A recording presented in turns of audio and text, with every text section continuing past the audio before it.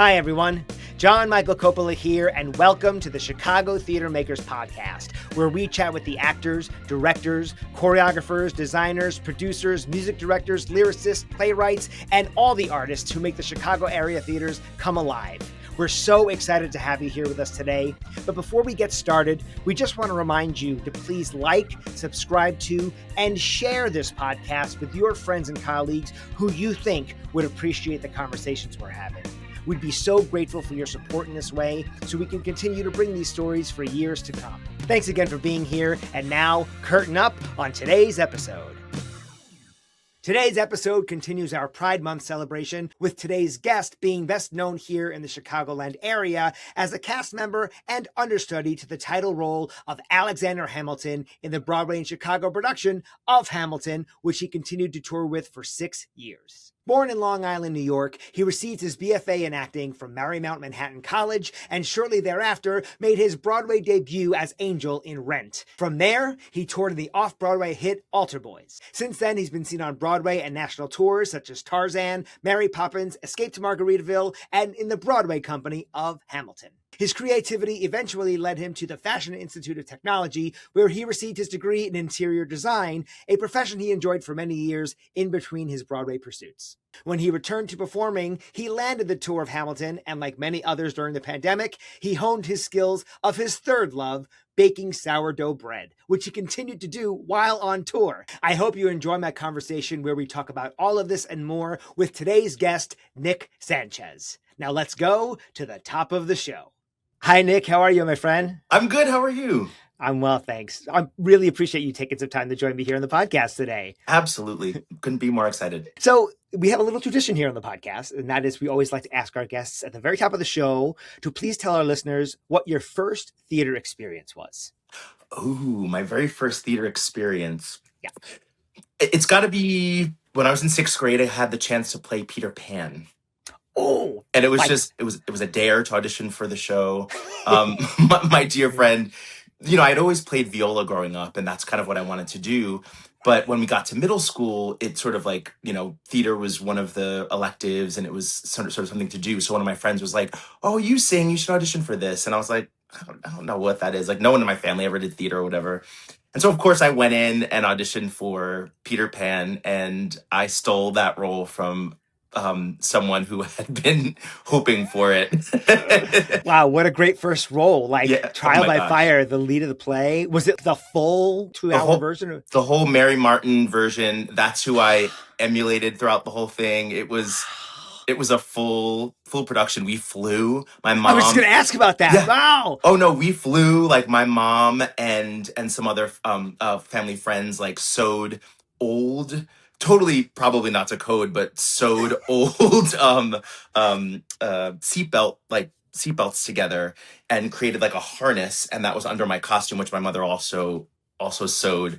And we flew. I think our director used to work on Broadway when he was younger. He used to, intern doing sets and stuff like that. So yeah. He had some semblance of what was going on, but I just sort of trusted him and jumped in the air and started singing. Oh my gosh. Is there any video of young Nicky flying through the air? Gosh, there's gotta be somewhere, but honestly, all VHS. I have one or two pictures. There's one picture of me laughing, and I remember that exact moment because I totally went up on my line, and so I just started improvising and laughing. But yeah, that's the extent of where you'll see that. Oh my god, so fun. That sounds like a blast. Yeah. So now that we've gotten that little anecdote out of the way, we'd like to roll it back now. We want to tell everybody about a little bit where you grew up, a little bit about your training, just some background information on Nick Sanchez. Yeah, sure, no problem.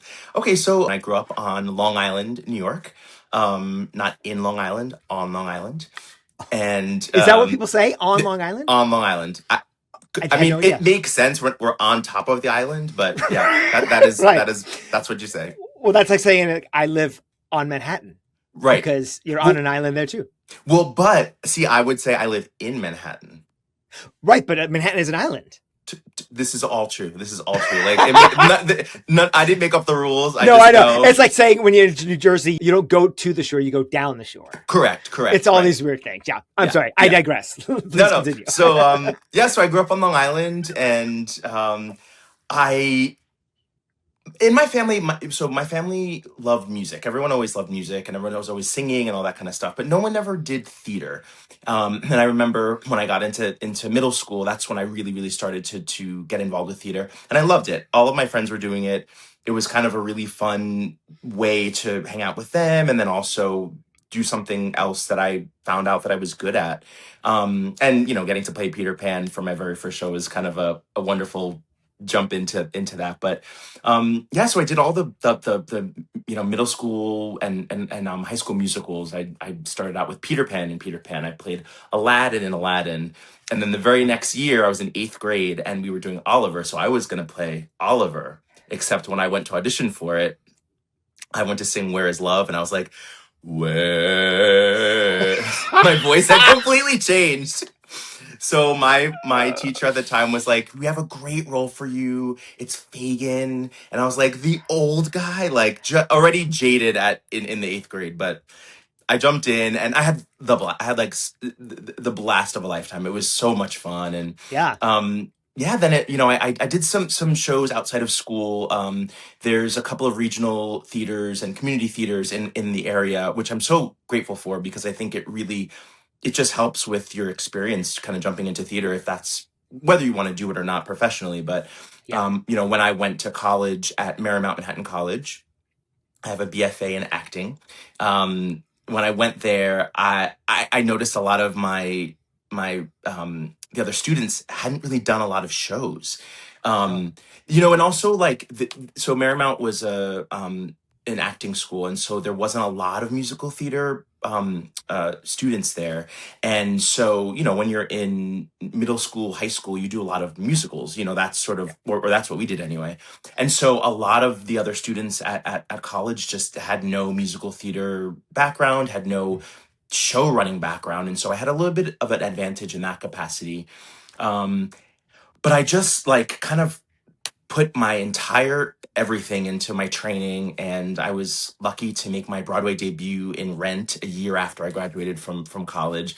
I'd been auditioning for that show for a very very long time. There's like there was a tradition of all these open calls, and you'd go back and have a million callbacks for the show. And 8 years later, I booked the show, Yeah. and That was it our just generation's show. Yeah, for I mean, sure. truly, Big like deal. the show of our generation. I remember every single day sitting because I played Paul and others, and I also understudied Angel. And I remember sitting on the stairs during Out Tonight, right before the life support meeting, every day because that's I had to get there before just to not disturb some of the staging. And I would just watch Out Tonight from that spot by myself. The stairs were sort of behind the band, and they were leopard print, and I remember sitting there and just thinking like this is the coolest thing I will ever do, because I had grown up listening to the show and all of my friends grew up listening to it, and we sang with each other. And I remember when I told all of my friends like I'm gonna be in Rent on Broadway, like I didn't even believe the words that were coming out of my mouth. And from then I just kind of kept going. I did an off-Broadway show called Altar Boys, which Oh yeah. was so much fun. I played Juan, and that was kind of excellent. A bunch of workshops in the city. I guess sort of when you find yourself in the city long term and you're doing other shows, you'll get pulled from the shows that you're doing depending on who's working on them. And I had the wonderful opportunity to do a lot of different workshops in that way. Nice. But I ended up doing Tarzan on Broadway. I did Mary Poppins on Broadway. I actually went on tour with Mary Poppins for between Broadway and tour. I was out for about four and a half years. Okay. Um, and yeah, then I kind of came back, left the business for a little bit, Uh-huh. went back to school for interior design, which I absolutely love. Another huge passion of mine. And it was interesting because when we were in school, I was there with a lot of other sort of continuing education students, Mhm. and I remember one of my professors was just asking us like what we could bring from our previous experience to this experience and how that would sort of translate. And I, for a moment, I couldn't think of anything. But then my professor was like, well, you grew up in theater, so you know a lot about spatial awareness, you know a lot about sets and that sort of thing, set design, moving around. And I was just like, oh my goodness, like I could truly take a lot of the skills that I had and sort of translate them, Yeah. which was very, very helpful. Also, just being able to speak in front of people, I found was very, very interesting. That a lot of folks have a difficult time, with. They Yeah. get very, very nervous talking in front of people, but I never really had that because of theater. Um, so that was great. And then I sort of, jumped right back in after maybe like 6 years, just because I wanted to make sure that I got anything, get anything out of my system. And so I booked Escape to Margaritaville, which was the Jimmy Buffett musical. So much fun. Yeah. And that was the first time that I actually spent, well, that's not true. We opened the Mary Poppins tour in Chicago. And we were in January, and we were there until about July. So I was there for 6 months back then. And then when I did Margaritaville, we did a little bit of an out of town tour kind of a thing before we came to Broadway. So we were in Chicago for about 3 months before we went to Broadway, which I love Chicago so much. And so then, then that show opened, that show closed. I did a very brief stint. I did In the Heights at the North Carolina Theater. Oh, sure. And it was kind of cool because a lot of folks do a lot of regional theater or tours before they end up really doing their stuff on Broadway or whatever. And I was very, very lucky, and I've worked hard, but I was very lucky to my career started on Broadway. So to get to do a regional job as a principal, I played Benny in The Heights, was just like such a different experience. And honestly, like I had missed out on a lot of that. Because the run was a weekend, and we rehearsed for 2 weeks, and we just kind of like did it. But from that show, I ended up booking the Hamilton tour. Yes. And Which we're going to get into. which Yeah. this is a show that I had absolutely no vision for myself in. I don't know if you know this, but I'm not a rapper by trade. I remember you telling me this story. I'm glad you're repeating it for our guests. I mean, and for our I listeners. think of it that way. We as performers, there's a lot of stuff that we want to do, and there's a lot of stuff that we, don't necessarily see for ourselves. And a lot of times we're our own worst critic. And, when I saw the show, I was like, I'm too old to be dancing the way that those people are dancing. I'm not a rapper. So I love the show, but it's not for me.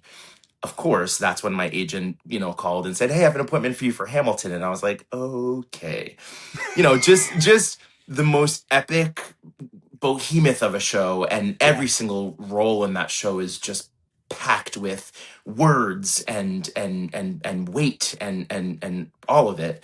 And I somehow booked the show. I mean, like, it was really, really crazy. I spent a lot of time learning all the lyrics, because the truth is, I originally went in for the Chicago replacement. So I was excited to maybe potentially get back to Chicago. So I was going in for Jefferson. Okay. And we did a bunch of different things. I did a dance call, and I can dance. And so they're like, hold on a second. We've got an opening on the tour. And they asked my agents if I would be interested in kind of jumping into there. And I was like, if you're going to cast me in Hamilton, I'll go wherever you want me to go. Right. Please. So it was really kind of cool. And I jumped out there on the Philip tour. I was lucky to have a ton of great friends that were already on the tour, so it made my transition into that space sort of easy. And I was out on tour for a little over 6 years. And we had the pandemic, we had all this kind of stuff, but Right. I truly I found a different part of my performance, a different part of me as Nick Sanchez actor that I didn't know existed. I had no idea that a lot of these things were possible within the vessel that I'd been, using for performing, all these decades before. And because of that, I just loved it. I found comfort in it. I found confidence in it. I found no one had ever asked. So I understudied Hamilton, Jefferson, John Lawrence. And in my career outside of Peter Pan in middle school, no one had ever asked me to play the main character in a show, whether it was, full time or understudy, whatever. I never had that opportunity. So to get a chance to jump in and play Hamilton in Hamilton, often because, on tour, that's just sort of the way that the contracts worked, was mind-boggling to me. I mean, it was just epic, wonderful. I mean, in the same capacity that I think Rent had a lot of, it was the generation, our generation when we were younger. I Yeah, think Hamilton sort of in a different way sort of took over this generation right now. I was going to say that. Yes, You a know, thousand and percent. and and and and similar yet different. I mean, I think, with Rent, we had lots of fans of the show that I grew to absolutely love, and with Hamilton, the same thing. There's lots of fans of the original, the original cast, the original production, and to sort of be welcomed by a lot of those folks, it's a big deal as an actor. When you have a show that's sort of a hit show, Yeah. the fans are what make that happen, and to be able to sort of, feel like I was doing, the show justice in their eyes was important to me. Yeah. um so that tour ended in about June 2025, Uh-huh. and then I just kind of needed a long break, and I took a really beautiful road trip, cross country after that. And then I got a call that they needed me to come in to cover, for about 6-7 weeks, in the Broadway company of Hamilton, which again, like, these are dreams that I didn't have for myself. I Hmm. figured I'd done all the things. And 6-7 weeks is a very, very short contract when you're talking about, I'd played, you know I played on the tour for almost a little over 6 years. Like, so Yeah. six weeks is nothing. But I did have to sort of relearn the show as it is on Broadway, because there's just like little differences. Yeah. Not only little differences in the staging, but also little differences in the set. I mean, backstage is totally different. For Traffic sure. backstage is different. Exits, entrances, all of those sorts of things are different. And Yeah. I had to make sure that I was up to par with what they were doing. Now, after 6 years on tour, understudying all these roles, I did not have to worry, at least for myself, whether I knew the lyrics or that sort of stuff, which Yeah. was wonderful. I mean, it's second nature. I could do the show in my sleep with all of my understudy tracks. Um, and it just, so that was wonderful. And because of that, when I was rehearsing, I think they felt like I was ready to jump in. And I didn't, again, it was such a short contract, so I didn't think that I'd get to do this, but I got to play Hamilton in Hamilton on Broadway twice. So great. And it was just the icing on the cake for such a wonderful experience that, again, like, I sort of had written off for myself, which is, I think there's a lesson in there somewhere. Yeah. But that's kind of the long version of my background in theater. No, thanks for sharing all of that. I have to agree. That show is, to this generation what Rent was to our generation. And my son came to his own in performing and being part of the theater kid scene very late in his high school career. And if I may, not only was that show very influential, but people like you who were so kind and gracious to him. He came to see you practically every time you went on for Hamilton It, after he met you, I like know 15 it. times or something, and just so gracious to always, continue to be kind to him. And thank you for just being you as a person. And also, you were fantastic as Hamilton. And that's Thank not you. just me. And that's just not just me saying it. Like, I had a conversation with my agent who also saw you, and he Oh, said wow. he had seen it multiple times. He said he's the best Hamilton I've ever seen. That that So that means a lot. That really means a lot to say that, because, I mean, huge shoes to fill with, yeah, between, Lynn as the original, and then I've seen a jillion different Hamiltons over the course of, now over 7 years. And yeah, to for someone to sort of say that means the world to me, because I worked really, really hard to sort of find my own place in it. You've got sort of what the show is and what it needs to be for the creative team and all of that. yeah. And within that, you sort of find your own version, to be able to get that out there. And so I'm that means the world to me, that he said that. Happy to share that. And also, being a career swing and understudy, it's not easy because in many ways you have to keep the ball in the air so it doesn't Yes, disrupt other people's performances. But you do want to bring some elements absolutely, of yourself to it, which can absolutely. sometimes be frowned upon Yeah. by Oh yeah. the creatives, but Yes. a lot of you came out in that performance as well, which is always fun for, I think, friends and colleagues to see. I mean, they know you're playing a role, but like, I like to think, well, hopefully somebody sees a little bit of me in what I'm putting out there, whether Yes. I'm playing a lead or playing an ensemble role, because, you know, we are bringing so much of ourselves, which is really vulnerable, but we have to be cognizant of the fact that we're still playing somebody else and we have to help get that story across. Correct. It's, Correct. it's it's a delicate balance for sure. It's a delicate balance, and I think like you made so many great points about all of that. You know, as an understudy, as a swing, as a standby cover, you know, our job is really to kind of keep the show going. And there are lots of times where it feels very, very thankless. And because, you know, we have to sort of fit into a cog of this giant machine. Yeah. And I was so overwhelmingly grateful for my experience with Hamilton jumping in as an understudy, because everyone on stage sort of saw my passion and they were like, oh, he's ready to play. Oh, and they welcomed a lot of my, because you know I've got this tattoo right on my arm. I don't know if it's backwards, but it says "Don't forget to play." And the Oh, you know nice. the truth is, like, we're doing a play. If you take that too seriously, you're on the wrong, you know, path. Yeah. And so I always love to bring an element of play to the play.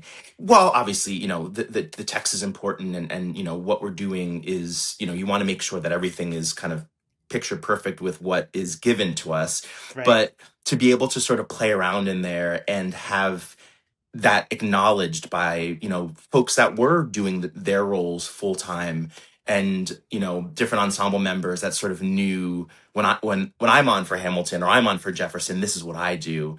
Yeah. And like to be able to have the freedom to do some of that kind of stuff is, it was so wonderful. And again, like, it's really why I stuck around for so long, because having that creative freedom in such a hit show, and having, you know, my creativity welcome and acknowledged, was just the icing on the cake for that experience. I'm so glad to hear that for you, because a lot Oh, of times there can be people who are less than kind and they want you to adapt to their show and they're not as supportive as you'd like them to be. Yeah, I'm glad to hear that was your experience. That's what was part of the reason for your longevity in the show. absolutely. And you know what? Like, you know, there were a lot of people that came in and out of the Philip tour over those, you know, 6.5 years, and there were definitely people who were, you know, a little more afraid to sort of play or to sort of venture outside of the box that they had created. And I acknowledge that and honor that. So I tried not to overstep any boundaries or anything like that. I mean, generally, I don't like to overstep any boundaries with people on stage. There's lots of, like, you know, rules that you do or don't do as actors. But Yeah. if I can sense that someone was sort of like in their show, I did not take that as my responsibility to sort of like free them, because it would just be more frustrating for myself. So I always tried to meet everyone exactly where they were, and I was grateful to not, you know, bump too many heads in my appearance in the show, because I think I have a very strong personality and a strong appearance on stage, and so there's a lot of things that you know, I wanted to make sure creatively for myself, that I was able to get out, but also I wanted to take care of the show and I wanted to take care of my fellow actors on stage. So that experience was really kind of wonderful in that capacity. So great. I want to go back to I remember you telling me a story when you were auditioning for the show and you had said, I think maybe it was your agent who you said, like, I don't rap. And someone, maybe it was the agent or someone else, give you the advice of like looking at it like Shakespeare. Oh yeah. So Oh yeah. I want you to speak to that for anybody who might be listening who has a big desire and goal to be in the show and how they might be able to prepare themselves for it. Yeah, for sure. I mean, I think, you know, what I did learn over the time that I was there is that everyone gets different notes, right? Like, obviously, you have to say the same words, you have to stand in the same spots and all that kind of stuff. But as far as interpretation is concerned, I found that different actors got different sort of approaches to their notes, which Mm. I loved that, because it individualized the experience. I wasn't just getting, you know, a carbon copy note that the person that plays the role every night got, or that another understudy got. I was getting you know, notes that were suitable to me. Mhm. And so, you know, when I was auditioning for the show, I tried to focus on this idea of, being a rapper, being like cool and all that. And it was casting that said to me, because Oh, it was interesting. They had cast me in Rent, decades before. And wow. so yeah, they've been so good to me. And so it was wonderful to hear, Nick, I know you, and I know what your training is, and your training is in Shakespeare. Use this as an exercise to sort of do that. There's, in this show, there's rhythm, there's rhyme. In Shakespeare, there's rhythm and rhyme. There's iambic pentameter. There's sort of like a flow. And in that, my brain just sort of like completely shifted. And it was truly like a matrix experience for my head to sort of go, wait a minute. I know that approach, and for myself to be able to do that and find success in that was just so overwhelmingly joyful. And I know, like, over time, I've heard that, that's not a note that they give to everybody, because a lot of the notes are like, really find the rhythms, or really stick to the internal rhyming and that sort of stuff, which again, that is in Shakespeare. But Right. um for me, it freed me, actually, because I felt so locked into, I have to memorize these lyrics, I have to memorize this. But once I sort of put the rap into a story, while Uh-huh. also trying to, keep the rhythms going, because the show does not stop, Yeah. it really, really changed my approach. And not only for my audition, but for my, journey in the roles over the years. The first time I played, my very first role ever in Hamilton ever was Jefferson.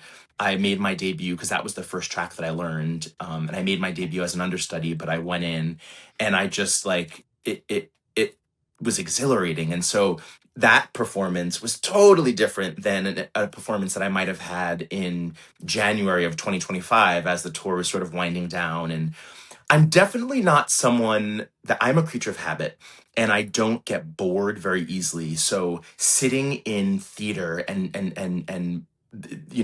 getting to take a crack at something else, something the next day, is like, I thrive in that. A lot of Mm. folks ask me why I've never really gone into TV and film. And the truth is, I don't know those industries super well, but what I do know is that with theater, we're doing 8 shows a week. You have 8 times, in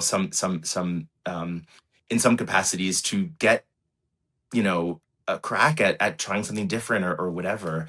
Yeah. And it just allowed me to sort of to play it in that way. I love people referring to Lynn as our generation Shakespeare, because Gosh. when the show first blew up and it came to Chicago the first time, my family and I went to go see it, and I was a musical theater kid. I didn't grow up listening to hip hop. I didn't grow up listening to rap. Right. I'm much more appreciative now of that art form since Hamilton, of course, like many people, I'm sure. But the year we saw it, Rachel got me the Hamilton, like the thick coffee table book.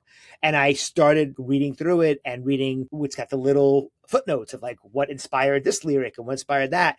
But then I actually started reading the lyrics because they go by so fast. And as much as I love the show and was listening to it on repeat oftentimes in my phone, I couldn't pick up 50% of what they were saying because it goes by so quickly. So once I started reading it, I was like, God damn, this is fucking brilliant. I can see why it took him so long to write it, but I mean, truly and honestly, that's just like the internal rhymes and the fact that it's so much of it is pulled from history that may not even come out in the main context of the show, but he wrote it. Absolutely. Lynn wrote this lyric because it points to this historical thing. It's truly mind blowing. If you're listening to this podcast and you have not picked up this coffee table book or have never really deep dived into the lyrics, I encourage you to do so. But particularly if you could find it where it's got the footnotes of where these ideas for the lyrics came from, Oh yeah. truly, truly mind blowing and just mastery. When I heard your story about how you were given that as a suggestion, and then when I saw these lyrics, my mind exploded. And I love that comparison, because there is so much,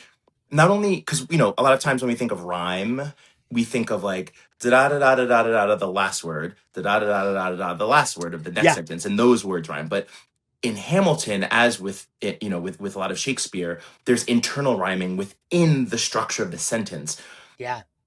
There's a purpose for that. It emphasizes a lot of what the point, and it drives home so many different you know things within the show. And even after 7 years, I'm still discovering new things, because the truth is, when I first was learning the show, my priority was getting those lyrics, just getting those That. lyrics in my head. When I auditioned for the show, by the end of my audition process, I had learned 110 pages worth of material, just all the Oh different my tracks, all the different God. understudy tracks. And then at one of my finals, they were like, "Oh, we'd like to go over the Hamilton stuff with you." And I was like, I don't I didn't get that material. Like, I didn't learn that. And then and they were like, "No, no, no. They want to teach it to you."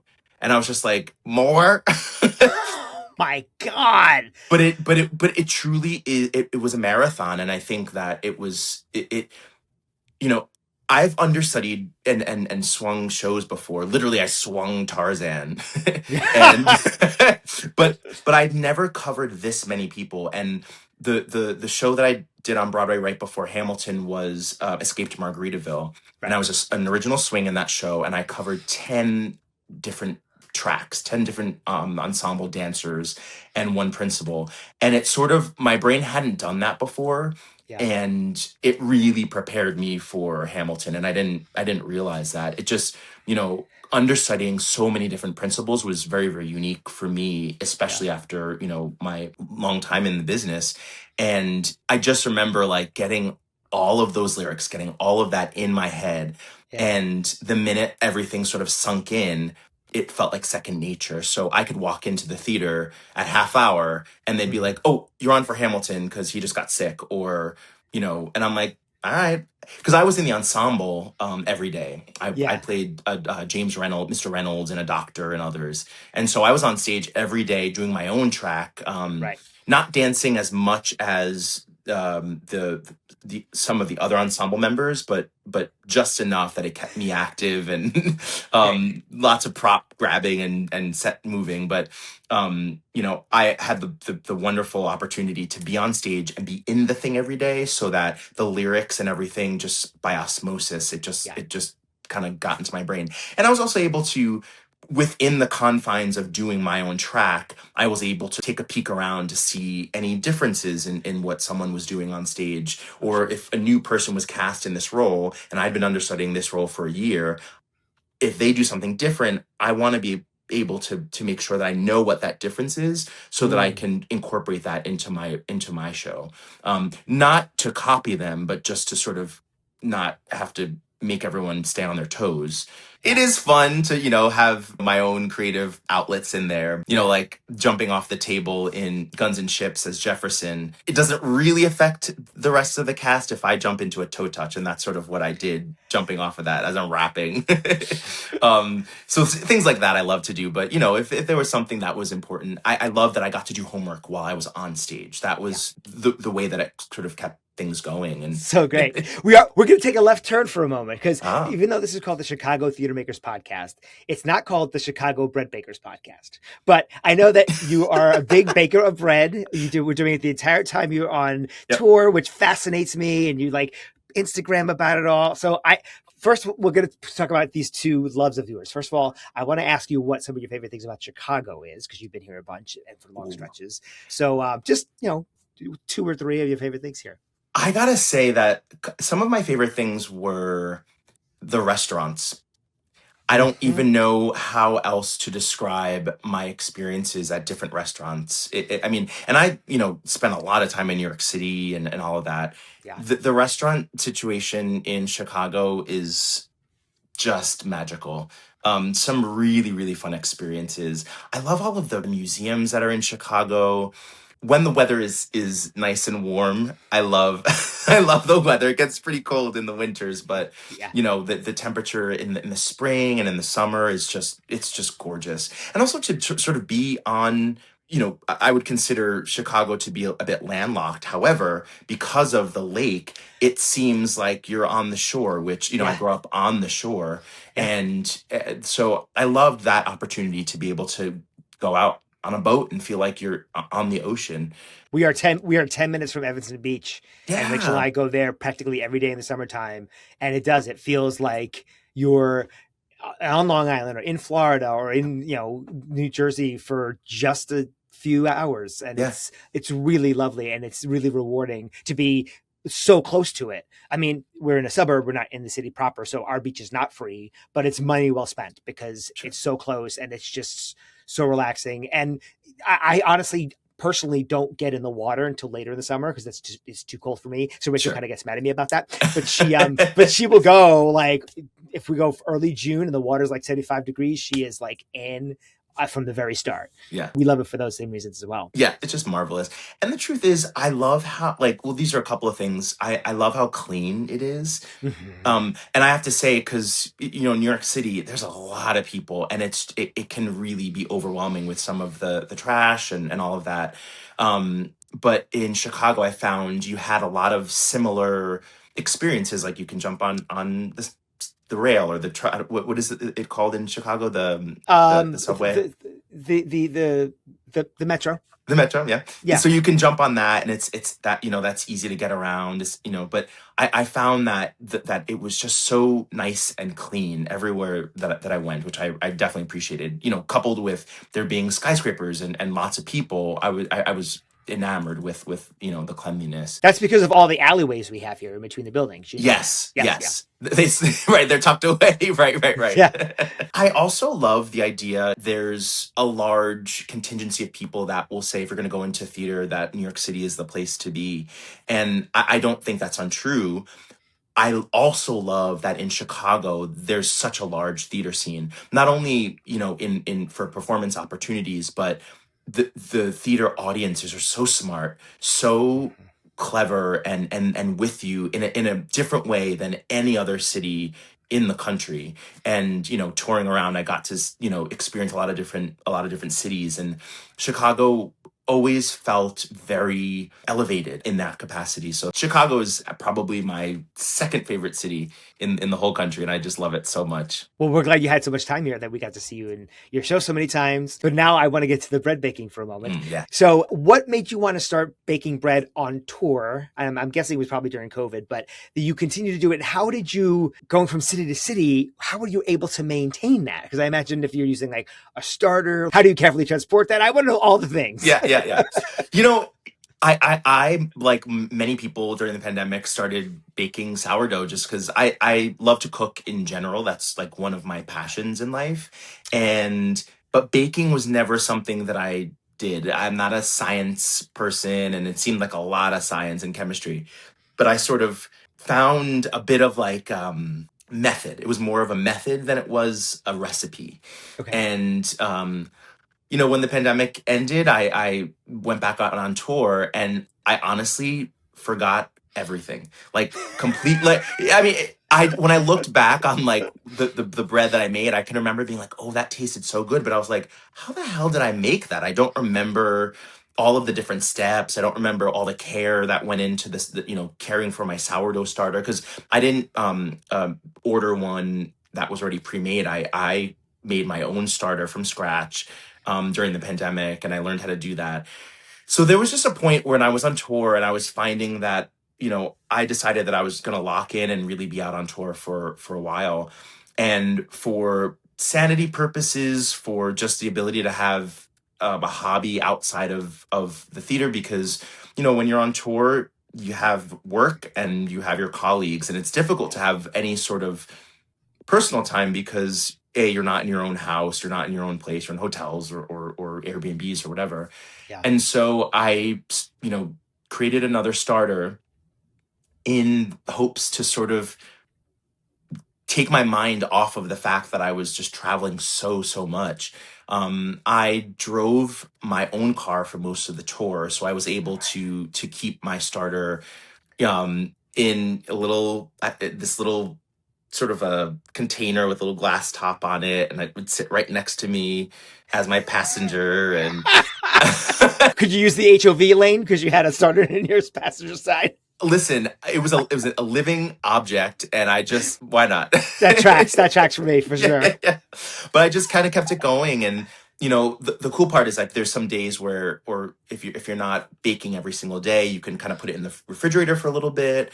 There's also the opportunity to put your starter, when you feed it, you can sort of lay it flat, let it dry, and it preserves it ultimately.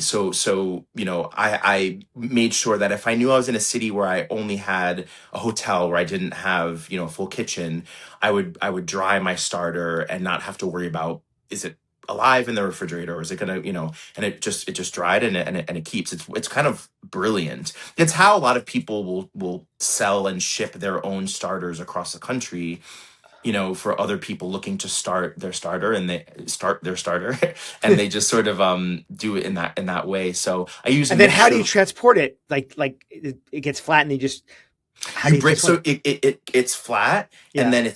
then it becomes totally dry, and then you break it up into chunks, and then you could put it into a food processor so it becomes a powder, or you could leave it in the chunks and just break it up later. But it's a whole thing. And I remember reading, when I first read about that, it took the pressure away, because I don't have any kids, and this was like, I was keeping this thing alive and feeding it every Yeah. day. But that, if I'm not baking every single day, that tends to become wasteful with flour and all that kind of stuff. So I Yeah. found ways to sort of minimize that. I had no idea that was a thing. Oh yeah, oh yeah. All of my questions got answered just then. Yeah, yeah, yeah. But it brought me joy. It brought me so much joy to be able to try out different recipes and try out different things. And who doesn't love bread, Yeah. and in that way, if you're gonna eat bread, sourdough is really one of the healthiest ways to go about it, just because of the gut health properties, and it's fermented, which all of it is just kind of wonderful. And also, like, to be able to take flour and water, maybe a little salt when you're making your dough, and that's all that you do to create this like beautiful thing that people can eat. It's funny because it'll take a day and a half or so to get this bread from start to finish, but it will take 20 minutes for a whole room of people to just destroy this loaf with a little bit of butter. And I tried different things. I was making loaves of bread. I was making focaccia. I was making cinnamon rolls. And the cool thing is that whenever anything that you can that has flour in it in the recipe, you can convert to using sourdough, because all the Oh, sourdough starter is just flour and water. And you oh just wow. adjust your liquid, and you can really incorporate it into most anything. I've made pastas and chocolate chip cookies. They've got this nice little tang to them. It's like it's awesome. I had no idea that was Oh that yeah. versatile. Oh yeah. Oh yeah. Oh man, you're inspiring me to maybe deep dive further into creating a starter for myself. Listen, it's worth it. And if you don't, feel like going through that hassle, I'll send you some of mine because I've got some dried. All right, I'll keep you posted on that. I have to sort of weigh my free time in the Yeah. summertime because I tend to get a little busier then, but and I don't want to neglect it. Oh But yeah. if it's as easy to store away Yeah. when it's and keep make it dormant, if you will, for a long Yeah. period of time, that maybe now's the time to do it. For sure. Um, And even in, like, if you put the starter in its liquid form, or in its sort of doughy form, into the refrigerator, it slows down the fermentation process by so much that you could feed it once a week, and it's okay, totally healthy, totally ready to go. Or you could okay. dry it and not use it for months. Okay, okay. You're inspiring me. I'm so excited we got a chance to talk about that. But now let's shift back to theater because that's what our podcast is about. What type of advice would you give aspiring theater makers? There's one bit of advice that always pops up into my head whenever I sort of hear this question, and that is to be yourselves. There Mm, is a lot of the industry that's going to ask you to do things that are outside the realm of what you normally consider to be you. yeah. And that's okay, because we're creating art, and we're not always responsible for the art that we're either creating or a part of. And there are times where you're given lyrics and a costume, and you got to kind of jump in there. But y- through all of that, being yourself and presenting yourself is going to be the only way to feel authentic in the work. You can try to be someone else. You can try to mimic what you hear on a cast recording. You can try to mimic what you see on a video, but ultimately that's not going to represent you well, and it's not going to represent the piece well, because it's going to feel like it's a copy. And so to bring your own isms to it, let the directors, give you notes. Oh, maybe cut this back or don't do that. But when you limit yourself by cutting away the pieces of you that sort of bring your uniqueness to the work, it just does a great disservice. So I just always tell people, especially in auditions, forget it. Go in there as yourself, and be ready to work. Available to sort of shift and change and do different things. Sometimes you'll get notes and they just want to see if you can take a note, not because they feel like that works better than what you did, but they just want to see if you're adjustable. So Yeah. that's important. But be yourself.